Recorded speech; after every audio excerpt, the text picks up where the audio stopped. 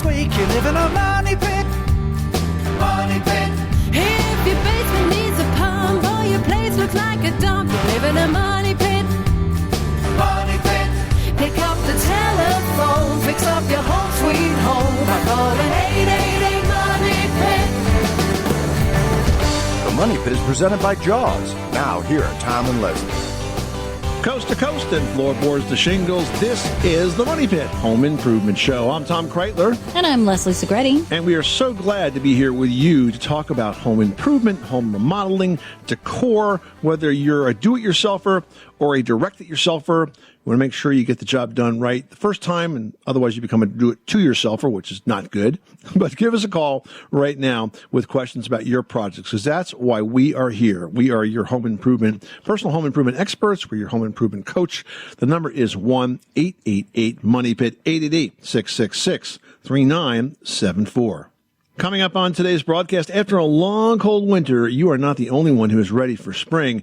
As we start to all enjoy more time outside, it is a very good time to make sure that your yard is pet-friendly and safe. There are a surprising number of hazards that you need to know about and to avoid. We're going to share those tips just ahead. Plus, having a greenhouse is going to help you get a jump start on your spring gardening, and it'll also assure you've got a steady supply of veggies until the fall season. We're going to share some do-it-yourself options that you can set up in as little as a couple of hours. And adding a backyard deck is a great way to increase your home's living space and increase its value. We're going to help you get started with a checklist to make sure you can plan the perfect project. But first, we want to know what you are working on. What's going on at your Money Pit this weekend? Are you thinking about a project and maybe don't know where to start or not sure what your skill set is capable of tackling? Whatever it is, give us a call. We're here to lend a hand at 888-MONEY-PIT. 888-666-3974. Gwen in Wyoming, you've got the Money Pit. How can we help you today? Well, we're working on a kitchen remodel, and I'm looking at sinks. Right now we have a stainless steel sink that has 3 compartments in it, and it just doesn't seem to hold the water hot for very long.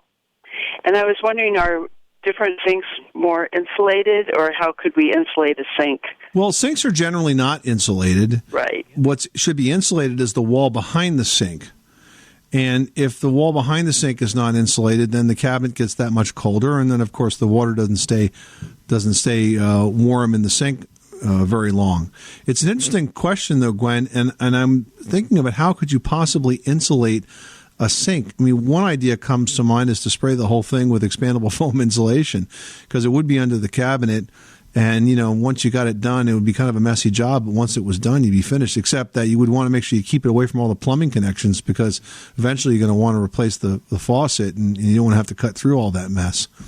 Or you could just wrap it with some other type of insulation, one that's perhaps encapsulated, like a bat insulation. But I've never actually had anyone ask me how to try to keep a sink warmer, but I see why it's important to you, because it would make sense as you're doing the dishes to try to keep that water as warm as possible. But I would first want you to concentrate on making sure the wall underneath there is properly insulated. That makes sense. So when we pull it all out, and we'll double check to make sure that wall has good insulation. Yeah, that might be part of your problem, and if you get it warmed up, insulated and warmed up, you may not have to deal with trying to insulate a sink. Okay. Well, great. Thank you. You're welcome, Gwen. Thanks so much for calling us at 888-MONEY-PIT. All right, now we're going to help Bud in Oregon avoid a hair-raising electrical situation. What's going on, Bud? I've got 3 banks of the 2 bulbs each, 4 foot long, mounted up in the ceiling, built into a box directly over my cooktop. Okay. And during the summertime, when the humidity is higher, if I get any moisture up there, it can take sometimes days before those lights will come on reliably on the first flip of the switch. Now, in the winter, when I'm burning a wood stove, which means I got lower humidity inside the house, if I'm cooking on the cooktop and don't turn the lights on before, I get the same problem, except as soon as the moisture stops going up there and I've got 10, 15 minutes, then the lights will start coming back on regularly and be reliable again. So what I need to know from you, if you've got some suggestions, is before I get up there and start looking for how to do something, I want to know what I need to have in stock. Is there something, a lubricant, a cleanser, or whatever to do something with contacts, or got any suggestions? I would give up on those fixtures. Yeah, I would too. I think you're right. I would just give up on them. They don't sound safe to me. I'm not quite sure what exactly is going wrong with them, but they certainly shouldn't be behaving that way. And I would worry about them getting worse and potentially causing a fire. The cost of a 4-foot dual bulb fluorescent fixture is not very much today. And so I would simply take this on as a project and replace each and every one of them. I wouldn't try to change the ballast out. I wouldn't try to clean it. I wouldn't try to do anything like that. I would just replace them. It's just not worth it. That's not what I wanted to hear, but it's a good thing, and it's probably cheaper in the long run to spend $8-10 per, put up 3 brand new ones. Exactly. Okay, I'll just look for a good time when I can do it without breaking my neck. That's always important. Bud, thanks so much for calling us at 888-MONEY-PIT. Frida from Ohio is on the line with the Money Pit. How can we help you today? Hi. My radar, I'm in a radar range microwave. It's mounted above my stove, and on the bottom, the down light that shines down onto the stove, the light bulbs in that keeps burning out, and I have to replace them about once a month, and they're getting expensive. What kind of light bulb are you using? Just a regular incandescent? It's like the R11, the little appliance bulbs, 40 watt. And is this a fairly new problem, this once-a-month burnout, or has it been going on for a long, long time? It's getting worse. I mean, we've had the microwave in here. It's probably about 16 years old, or give or take. Yeah, that doesn't really owe you any money. That's pretty old for a microwave appliance. You've pretty much reached the end of a normal life cycle. In fact, I'm kind of surprised it lasted that long, because it's been my experience that the microwave ovens that are mounted above ranges don't last nearly as long as a countertop microwave, because the additional heat from all that cooking has the effect of sort of wearing on those components.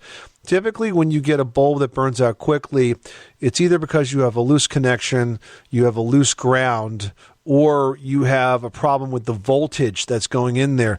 Sometimes, depending on what's happening with the power company, you could be getting, say, more than 120 volts. You might be getting 125 or 130 volts sometimes, because there could be something that is bad down the line with the power supply, the quality of the power supply. So if you have extra volts going into those lights, that is one of the first things that tends to show it. It's kind of like the canary in the coal mine. When the lights start to burn out frequently like that, it could be an issue with the voltage. So, have you been thinking about a new microwave? Not really.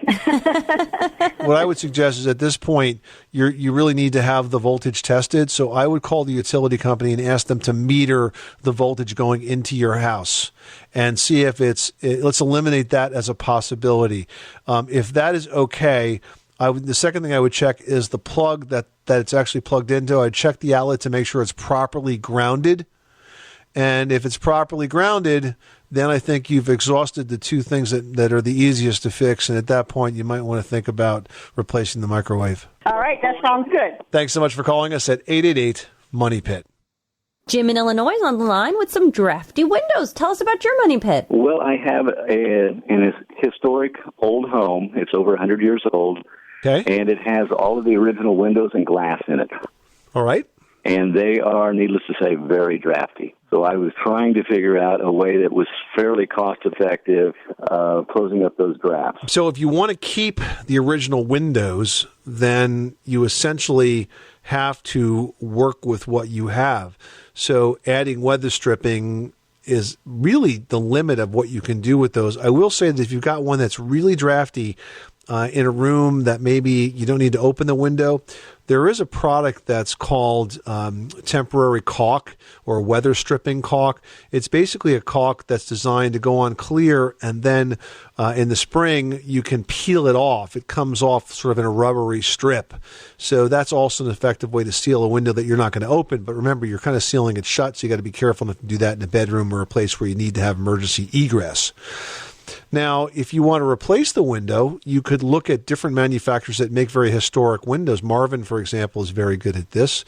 Anderson is good at it as well. They make windows that fit well into a historic building. And then, of course, you've got all the modern conveniences that are associated with that. I think that you would find, obviously huge energy differences, not only in the drafts, but also in the solar heat gain in the summer, because I'm sure there's nothing stopping all of that heat of the sun from getting in to those windows. And if you have new glass that's got a low E coating, it's going to reflect that heat back out. So weather stripping, liquid weather stripping, or temporary caulk, or window replacement, those would be your options. Okay. Thank you very much. You're welcome, Jim. Thanks so much for calling us at 888-MONEY-PIT. Well, after a long, cold winter, you aren't the only one who's ready for spring. As we start spending more time outside, it's a good time to make sure that your yard is pet-friendly and safe. Here's a few things you should be considering. Now, first step, you want to sort of map out a dog-friendly backyard. We're talking about soft foliage, sturdy turf grass, smooth stones, and dog toys. These kinds of things can make your pet feel very, very comfortable. And you want to add a water station so your pet can hydrate after some playtime, and even a fun water feature that might help your pooch cool off when it's hot. I mean, this sounds like a luxury backyard for these puppers. So also think about planning for fun. You can set up an area for your dog to dig. Maybe it's a digging box or a digging bed. Add some chew toys in the dirt. Maybe leave one even poking out to help your dog get the idea that they can dig in that area. I know my dog will dig a hole pretty much anywhere he's allowed or not stopped. Or not stopped from. So seriously, this is a great thing to have in the yard because it encourages them to still have that behavior, but in an area that you're saying it's okay to do so. Now, if you've got the space, I say go for it. Now let's talk about some things you need to be careful to avoid. Toxic plants. There are many that can be harmful to your pets. So dogs actually will not naturally avoid these plants, which makes it even more important that you avoid them for them. A few of them that we're talking about are carnations, chrysanthemums, daffodils, hostas, even ivy or lilies or morning glories, and tomatoes and tulips are also bad for dogs. That's interesting because a lot of those plants I wouldn't have thought would be hazardous. So make sure you're checking what you're putting in the yard and that it is okay just in case your animal does ingest it. You've also got to look for some hazards and then eliminate them. Paved or sandy surfaces might get too hot for your pet to walk on comfortably, and tiny pebbles, thorns, or even gravel can get caught in between the pads on their paws. So you want to ensure that your pet's main play area includes grass.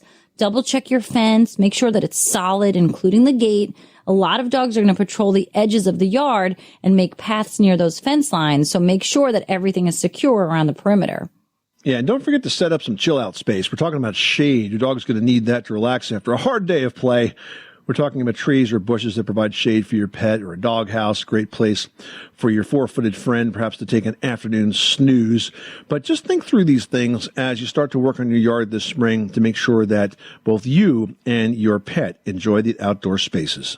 Rob from Utah is on the line, who's looking to save some green by going green and needs some help with an energy audit. How are you doing today, Rob?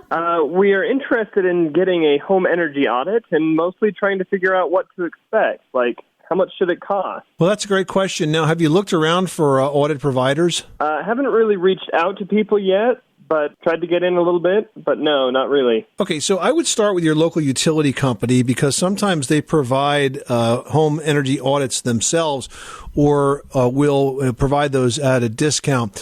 What I would like to see you find is someone that's not tied in with a repair operation.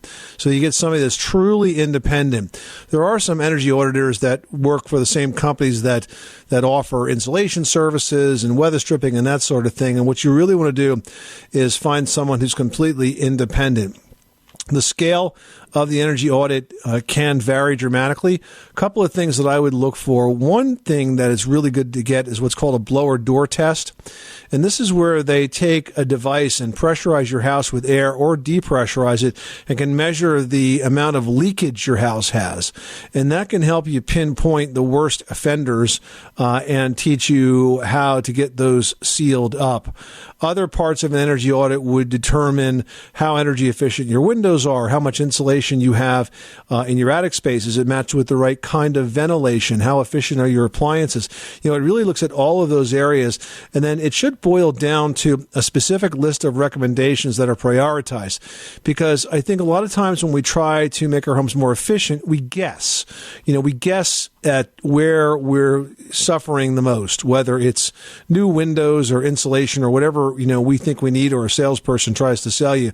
It ends up being a guess. But energy audit really can nail that down with some cold, hard facts and help you prioritize where to put the money. Okay, great. Thank you very much. Good luck, Rob. Thanks so much for calling us at 888-MONEY-PIT.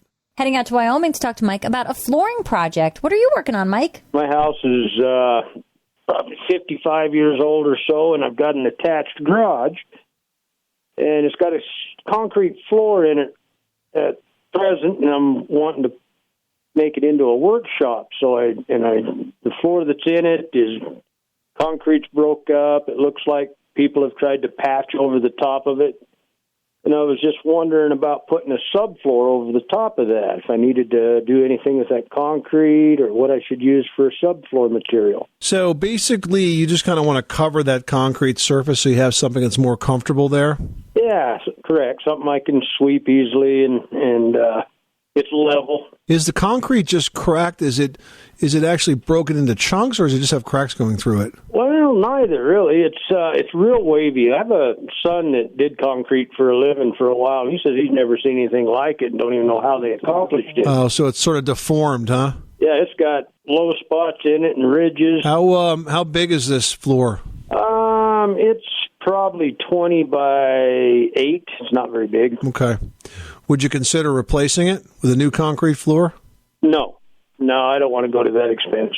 Yeah, because my concern is that whatever you put on it's going to follow the curve of the old floor. Unless he builds out sort of, like a framed floor to sit on top that has, angled bottoms. Yeah, even if he does that, it's going to be really hard to customize that and get. Yeah, what Leslie is suggesting is that if you put, say, furring strips down on the concrete floor and you adjust the height of them to compensate for the curves and that sort of thing, that's going to be a bit of a challenge for you to do that.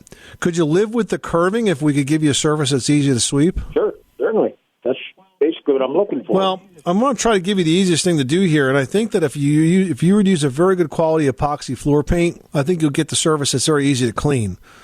Now, the way epoxy floor paint works is when you buy it, it's in a gallon container, but it's only filled up to be about 3/4 of a gallon of material. And then there's usually a hardener that makes up the other quart. You mix them together after the floor is thoroughly cleaned, and you apply the paint to the floor. You work it, say, from the back out. Usually there's some sort of a decorative chip that you can add to it, which gives it some ability to kind of hide dirt and that sort of thing. And you work your way out of the garage with that. Then after that dries good and hard, you can add a clear finish on top of that. And it actually looks quite attractive. It's very easy to clean when it's done. That's the best way to get a very quick finish on that floor that's going to look good and be easy to take care of. Because even if you were to cover it and build it up with, say, a false wood floor, that's still going to be hard for you to sweep. As long as the concrete is not cracked and unsafe or the sections are lifted up, I'd just tell you to paint it and forget it and move on. I'll certainly look into it. That sounds like the best option for me at this point. All right. Good luck, Mike. Thanks so much for calling us at 888-MONEY-PIT. So, Leslie, you got any spring projects planned for the Casa Segretti? I'm really thinking of doing the big renovation this year. Yeah. I'm going to revisit all of our architectural drawings. I'm going to see if anything needs to be updated. I'm going to get on the list with the village for review to make sure I can get the variance. I feel like this is the time. And while I've been so chicken about moving for so long, I feel like it's better to stay with what I know, taxes that I'm comfortable with, payments that I'm aware of, rather than making the big move and sort of, being unsure with things. So I think this is going to be the year I do it. And I doubt by Christmas, but maybe by next summer, I'll have that extra bath and a little bit more room. And that's very realistic. A lot of folks dig into these projects and they think they're going to be done, in 3 weeks, but not going to happen. So as long as you set an ample time for that and you're willing to work through it, go for it. Yeah, I'm excited. Well, if you love fresh vegetables and a good salad, but you can't always find what you need in the grocery store, growing your own in a greenhouse is an awesome option. Now, typically, any vegetable that can thrive outside can also be grown much earlier in a greenhouse. You know, when it comes to gardening, especially veggies, it all comes down to timing. So if you tend to grow late spring and early summer veggies, you've got to start them earlier in a heated greenhouse so you can have things like tomatoes, peppers, and cucumbers. Those are the things that you want in those summer salads, but you've got to remember you got to plan for those much earlier. Now, if you're looking for some year-round freshness, you can grow veggies like onions, garlic, lettuce, salad greens, peas, a couple of different varieties of beans.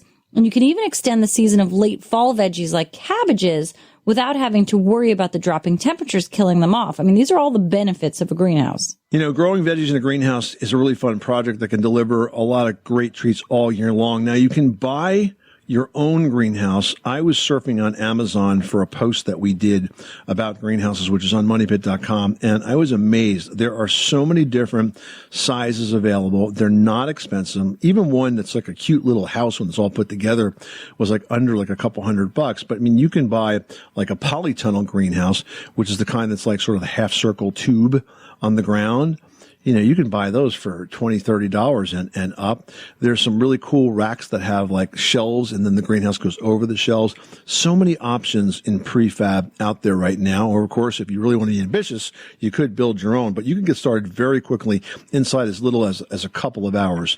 For all the details, you can check out our post, Grow Fresh Veggies All Year Long. It's online right now at moneypit.com. And in North Dakota, you're on the Money Pit. How can we help you? I am living in a house that is over 100 years old, and it has an open staircase.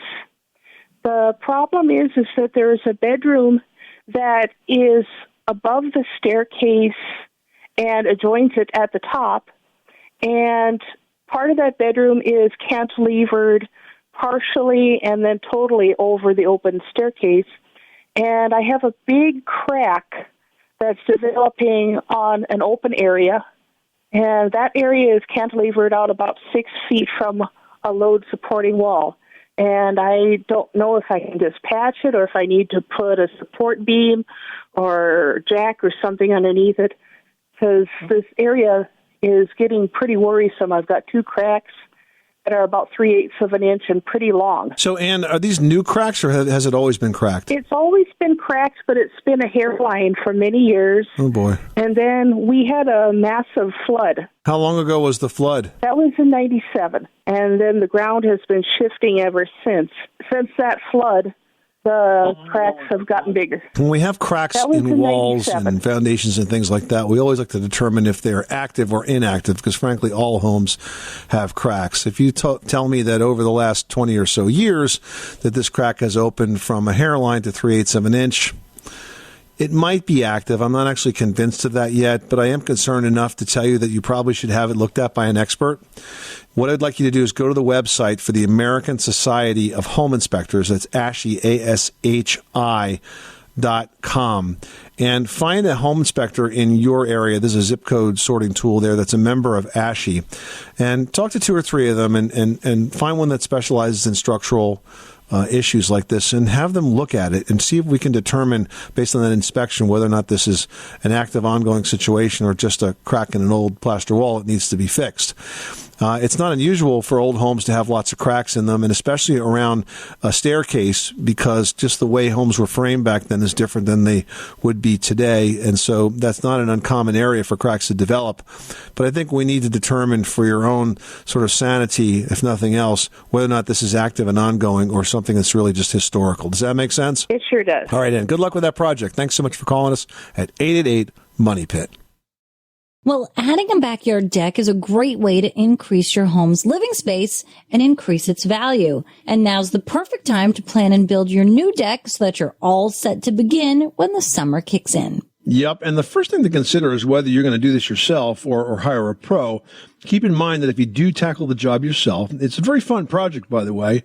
Your labor costs will be nil. But if you're not experienced and you make some mistakes, it could actually cost you a lot more at the end. If you do go with a pro, it's going to drive costs up, but the deck's going to get built faster, and it's also more likely to be built in a safe and very sturdy manner. Now, the next step when it comes time to actually think about the deck is to plan your deck. And that's really the big step here. You've got to plan your work and work your plan. So the time you spend now planning the process is really going to be time well spent. You've got to seek out deck design plans. You can look online. There's a ton available. You can also just get inspiration by looking at summer catalogs, Pinterest. Just search online outdoor escapes and you'll find a ton of different places and different decks that could inspire you for what yours is going to look like. Now, you've got to think about the layout of the deck. So you want to consider traffic flow, convenience.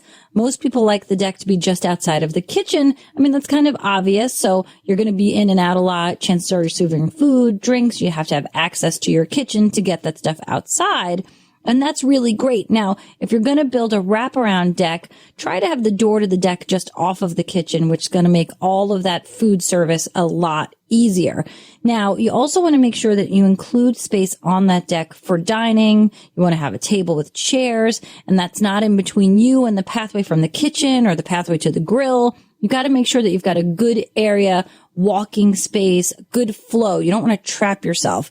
And don't forget to consider options like perhaps a built-in bench, maybe even built-in planters, lighting, super important. Think about that now while you're in the planning and design process so you can build that in. It's all going to make it easier to use, easier to entertain, and much more comfortable. Now, as you were planning, here's a little trick of the trade that will help you really feel what that space is going to be like. Lay it out on the dirt right where the deck's going to go, but you can use rope. Maybe not string, but rope. You want to see it so that you lay out the perimeter of that deck exactly as the shape will be. This way you can put some chairs on it. You can walk from the door to where you think the grill's going to be and sort of make sure it feels right. A lot of times folks have difficulty imagining what something is going to be like on paper. So why, just do it on paper. Once it's on paper, you can transfer it right to the ground and have a good idea kind of what that space is going to be like and how things are going to fit. Mm-hmm. The next thing you want to think about here, though, is deck materials. Pretty much two options. You can go with a wooden deck, which is pressure treated. It'll be least expensive, but requires the most upkeep. Or you can use one of the many versions of composite decking or vinyl decking. Usually requires very, very little upkeep, but a lot more expensive. So I'd make that the choice based on maybe how long I think I was going to be in the house. If it's a really long time, I'd probably go with the composites. But if it's a short-term house for myself, I'm not going to get the ROI when I sell it, so I would go with pressure treated.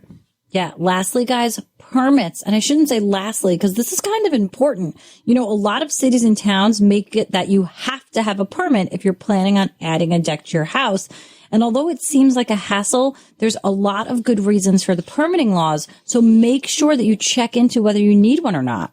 Good point. This is the Money Pit Home Improvement Show. Give us a call right now if you're planning an outdoor project, a deck, a patio, anything inside your house, a new kitchen, new bathroom, updating the basement, replacing your roof. We are ready to help. The number is 1-888-MONEYPIT or post your questions online at moneypit.com.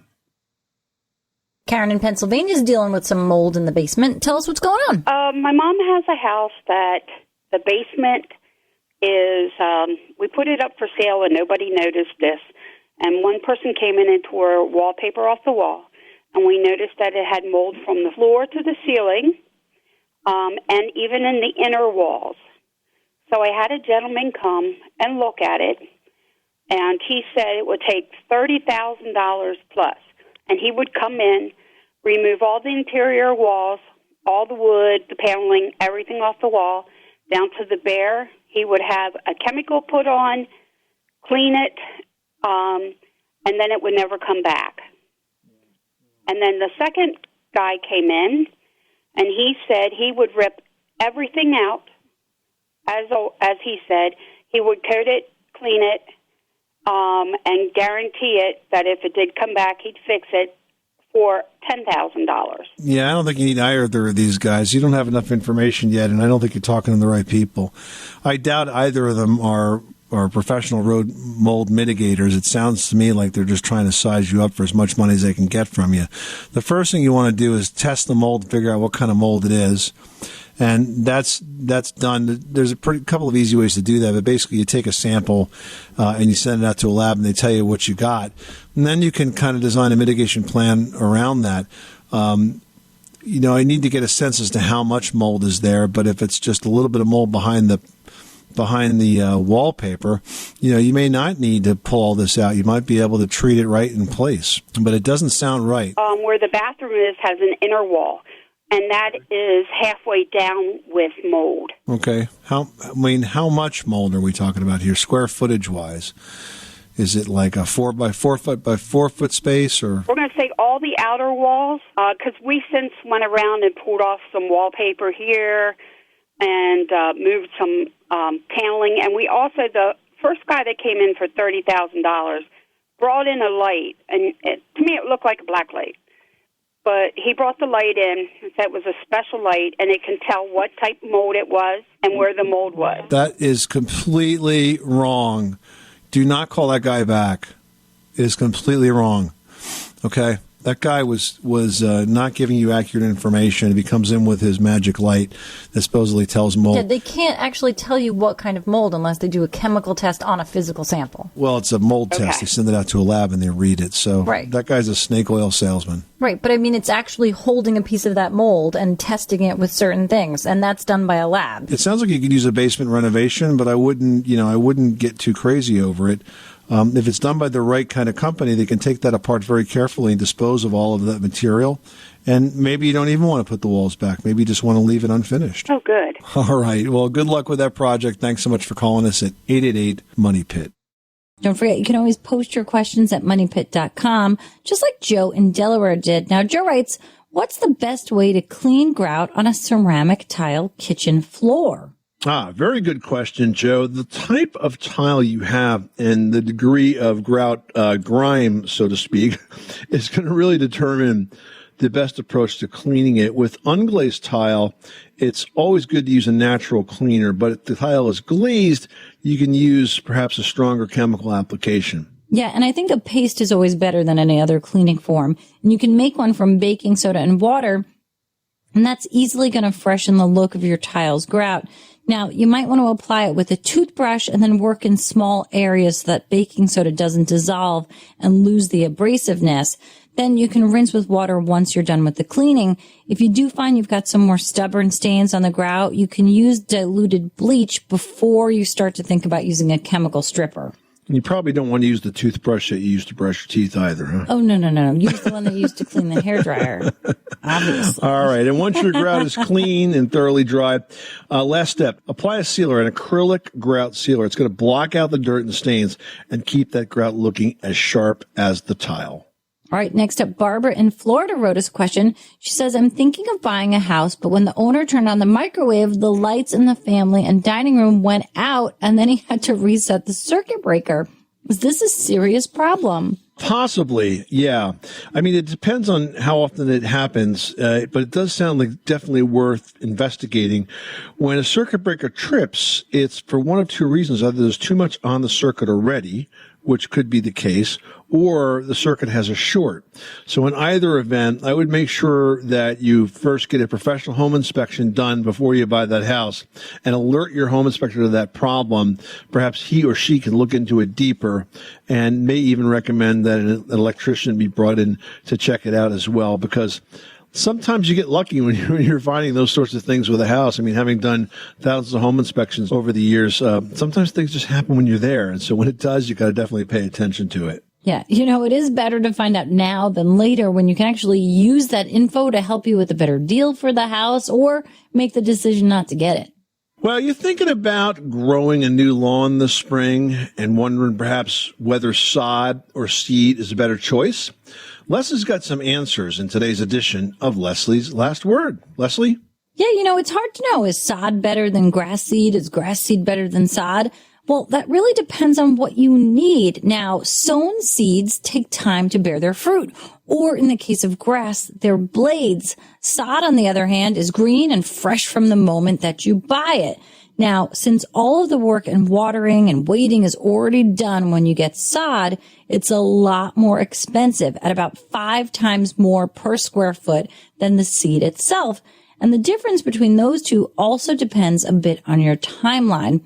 If you don't plan to sell your home anytime soon, choosing a variety of grass seed that works well for your climate and lighting conditions really is a better choice. However, if you're planning to sell within the next month or two, sod's a much better choice because with a sod lawn, you are quickly going to have a beautiful look and it's going to establish into a lush green lawn more quickly. Now, if you want to learn more, check out our post, Best Outdoor Projects, on moneypit.com. Got some comparisons there of the 5 most popular outdoor projects. This is the Money Pit Home Improvement Show. Coming up next time on the program, if you're thinking about taking on a tiling project, the most important part of that project is not the tile. It's what goes underneath that makes sure it lasts. We'll share those details on the very next edition of the Money Pit. I'm Tom Kreitler. And I'm Leslie Segretti. Remember, you can do it yourself, but you don't have to do it alone.